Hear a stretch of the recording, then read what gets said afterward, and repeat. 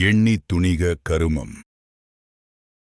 ஒரு நாள் ஒரு சிறிய கிராமத்தில் ரவி என்ற இளைஞன் வாழ்ந்து வந்தான்.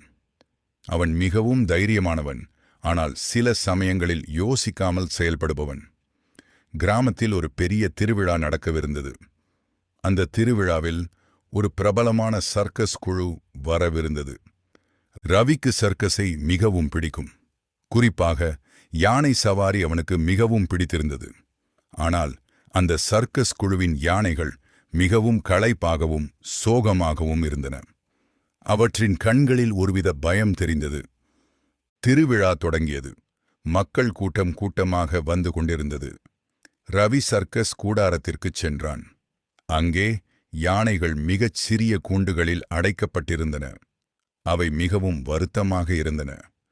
ரவிக்கு இது பிடிக்கவில்லை. அவன் சர்க்கஸ் உரிமையாளரிடம் சென்று, இந்த யானைகள் மிகவும் கஷ்டப்படுகின்றன, நீங்கள் அவற்றை நன்றாக பார்த்து கொள்ள வேண்டும் என்றான். சர்க்கஸ் உரிமையாளர் சிரித்துக்கொண்டே, இது என் தொழில், எனக்கு தெரியும் என்ன செய்ய வேண்டும் என்று அலட்சியமாக பதிலளித்தார். ரவிக்கு கோபம் வந்தது. அவன் யோசிக்காமல், நான் இந்த யானைகளை விடுவிக்கப் போகிறேன் என்று கத்தினான்.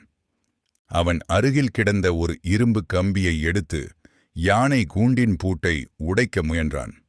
ஆனால் அந்த பூட்டு மிகவும் வலிமையாக இருந்தது.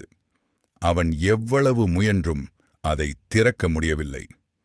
சர்க்கஸ் உரிமையாளரும் அவரது பணியாளர்களும் ரவியை பிடித்துக் கொண்டனர். அவர்கள் அவனை அடித்து காவல் நிலையத்தில் ஒப்படைத்தனர். ரவி சிறையில் இருந்தபோது தன் தவறை உணர்ந்தான். அவன் யோசிக்காமல் செயல்பட்டதால் தனக்கும் அந்த யானைகளுக்கும் மேலும் கஷ்டத்தை ஏற்படுத்திவிட்டான். சிறையிலிருந்து வெளிவந்த பிறகு ரவி மிகவும் பொறுமையாகவும் நிதானமாகவும் செயல்படத் தொடங்கினான். அவன் ஒரு வழக்கறிஞரிடம் சென்று விலங்குகள் நலன் பற்றி பேசினான். அவர் ரவியின் யோசனைகளை கேட்டு விலங்குகளை பாதுகாப்பதற்கான சட்ட உதவிகளை செய்தார். ரவி கிராம மக்களுடன் சேர்ந்து விலங்குகளை பாதுகாக்கும் ஒரு அமைப்பை தொடங்கினான். அவர்கள் சர்க்கஸ் குழுக்களிடம் சென்று விலங்குகளை நன்றாக பார்த்து கொள்ளும்படி வலியுறுத்தினர். சில குழுக்கள் அவர்களின் கோரிக்கையை ஏற்றுக்கொண்டன. சில குழுக்கள் மறுத்தன. ரவி நீதிமன்றத்தில் வழக்கு தொடுத்தான்.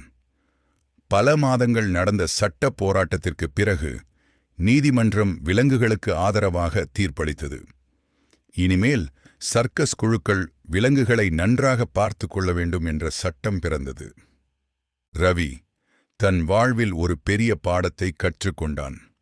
எதையும் செய்வதற்கு முன் அதை நன்றாக யோசித்து அதன் விளைவுகளைப் பற்றி சிந்தித்துச் செய்ய வேண்டும். எண்ணித் துணிந்தால் எதையும் சாதிக்கலாம்.